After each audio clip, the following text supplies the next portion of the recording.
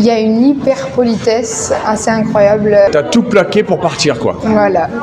Je peux me promener tous les soirs dans la rue avec mon casque et ma musique sans me poser une seule question sur ma sécurité, quoi. Hello, C'est carré. c'est parfait, tout est parfait. Tu faisais quoi dans la vie avant de voyager? Je suis monitrice éducatrice. J'ai été dans les écoles maternelles principalement et primaires et aussi avec les adultes handicapés en foyer d'accueil. Pourquoi beaucoup de francophones en Thaïlande? Du coup, je dirais plutôt parce que c'est idyllique et c'est vrai que c'est plage paradisiaque, il fait chaud. Ouais, je pense que ça les fait s'évader un petit peu de le Canada, la France ou les dom-toms, quoi. Combien que tu dépenses pour la Thaïlande? En euros, Ouais. je dirais une quinzaine d'euros par jour. Une quinzaine d'euros? Ouais, 10-15 euros par jour. Ah, ça va? Ouais, non, ça va. Compris l'hôtel, le transport, tout. Enfin, pas l'avion, on compte pas l'avion. Mais avec l'hôtel, avec la bouffe, avec les activités. On peut arrondir, on peut arrondir à 20-25 si on comprend tous les hôtels et les activités. Autour de 20-23 peut-être euros par jour.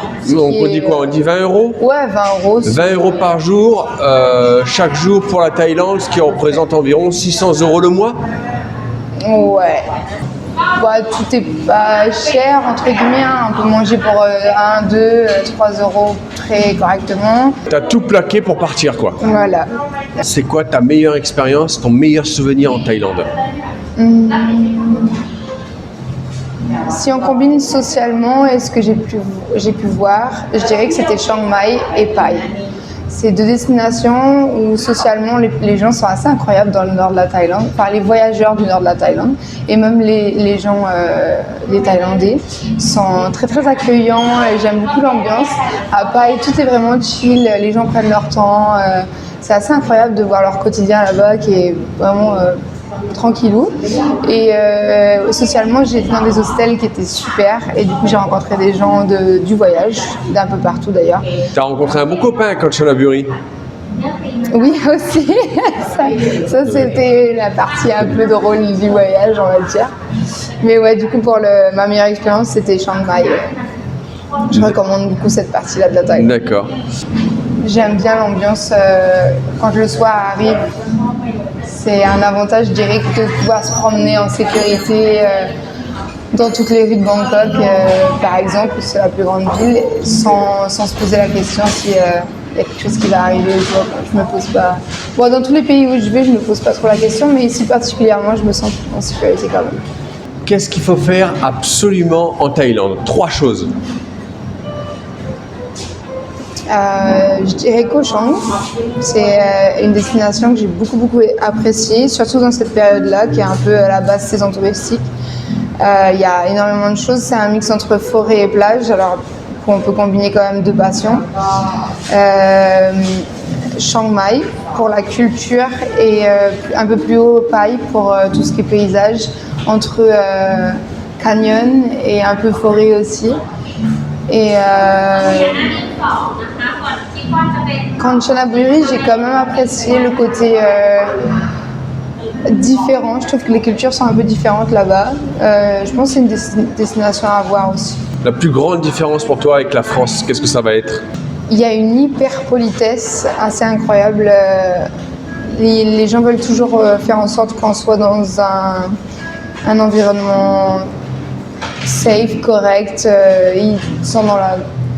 Ils remercient tout le temps, très serviables, etc. Et je trouve ça hyper agréable.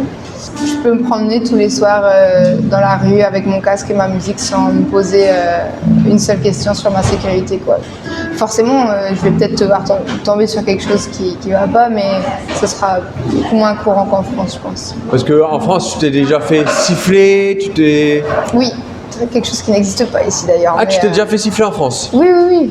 Oui, même abordé d'une manière un peu brusque. Je dis pas que c'est mal, c'est peut-être pas très bien vu, mais c'était pas fait d'une manière gentleman, quoi.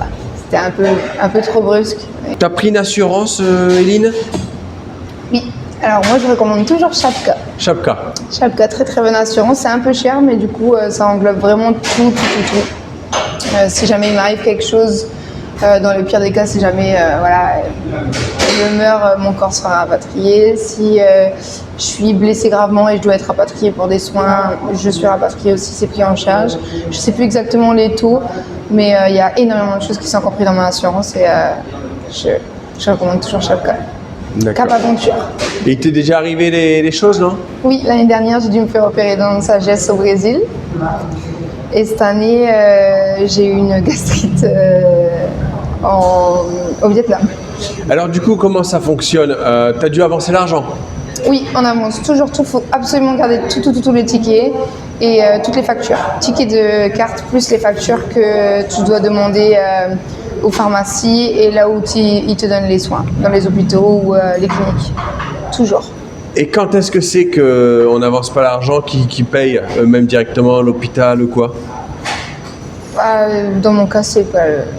Je crois que c'est à la première nuit, que si on passe une nuit, normalement. Ça n'a jamais passé une nuit? Non, j'ai pas eu besoin. J'étais dans une clinique l'année dernière pour mes dents et cette année, j'ai pris une clinique aussi au Vietnam qui était... Les dents, c'était revenu à combien en tout au Brésil?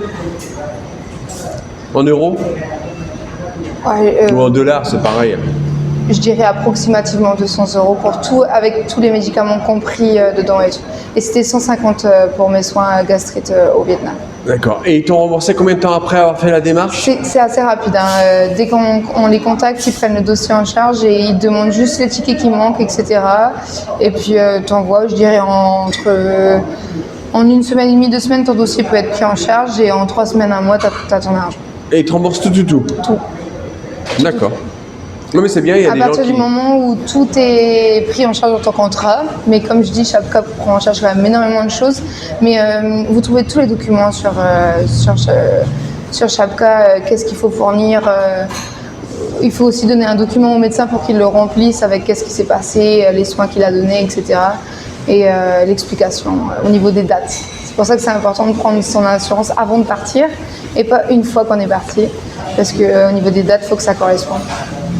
D'accord. Et c'est pas trop chiant ça de demander au docteur, tiens, il me faut ça pour l'assurance? Non, ils ont l'habitude. Ils ont l'habitude avec les touristes. Ils donnent souvent des... c'est juste une petite page à remplir d'explications. En général, si on va dans les hôpitaux bilingues, comme les cliniques internationales, tout comme ça, ils savent très bien. D'ailleurs, je conseille de plus ou moins toujours aller dans des cliniques où, comme tu sais que tu as une assurance, tu seras remboursé dans tous les cas, donc même si c'est un peu plus cher, c'est pas très grave. Mais une clinique qui est au moins bilingue anglais ou français. Moi, j'ai eu la chance au Vietnam, là c'était français. Et au Brésil, j'avais un traducteur, donc ça allait. Ouais. Je suis avec mon ami Vodka. Vodka. Et là, je te montre une jolie plage à Koh Samet. Je te dis, Koh Samet, c'est un truc de ouf. Proche de Bangkok. C'est beaucoup plus turquoise que Phuket ou bien que Koh Samui, que Koh Tao. Ça n'a rien à voir, t'as que des eaux turquoises. Ça déchire. Et maintenant, on se fait un petit trekking. Are you ready, Vodka? I'm ready for it. Pet. Allez, c'était la petite pause dans la vidéo, les amis, c'est reparti. Qu'est-ce que tu préfères le plus en Thaïlande? La bouffe. La bouffe? Ouais, mais je ne mangerai pas ça tout le temps parce que c'est quand même hyper sucré et hyper calorique. Mais non, franchement, ils ont de la très bonne bouffe. J'ai découvert le pad thaï ici, à savoir que j'avais jamais mangé de pad thaï avant. C'est super bon, j'adore. J'aime beaucoup la bouffe ici. D'accord. Tu recommandes quoi donc du coup? Le pad thaï, le pad CE. Le quoi? Pad CE. Oh, t'inventes un plat thaï, toi, non? Non, comment ça? Non, je rigole, j'en sais rien. Hein. Ça se trouve, j'ai tort. Hein. Ouais, ça s'écrit comme ça, pur et dur, pad CE. D'accord. Avec un W à la fin. D'accord. Bah, dites-nous en commentaire si vous savez de quoi parle. C'est avec les pâtes larges. C'est trop bon. Et le poulet avec les noix de cajou, super bon.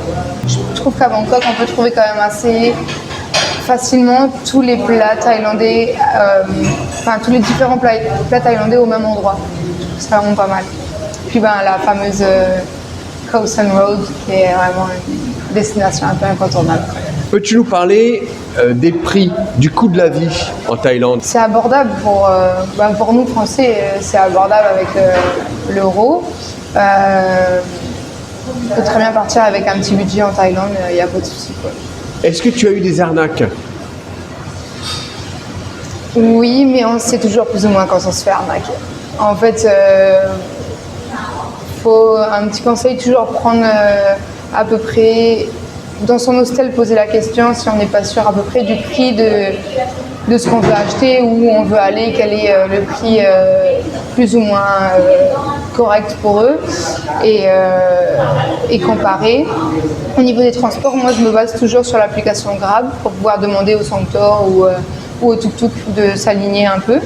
Et puis si c'est sur les marchés, c'est juste quel budget toi tu as à mettre dans le marché, et puis tu négocies après derrière par rapport à ce que tu as acheté, quoi. Pour les petits souvenirs, tu fais un petit budget, puis après tu vois en fonction, quoi. Pendant que j'y pense, tu veux passer un petit bonjour à quelqu'un de ta famille? Je passe un bonjour à tous les Saint-Thierry, Miquelonais de mon île, quoi. T'as quel âge, Eline? J'ai 25 ans. T'as 25 ans, Eline a 35 ans. Elle a combien d'enfants? Elle a combien de maris? Combien de maris? Non, je suis même pas sûre d'avoir des enfants, ça dépend de...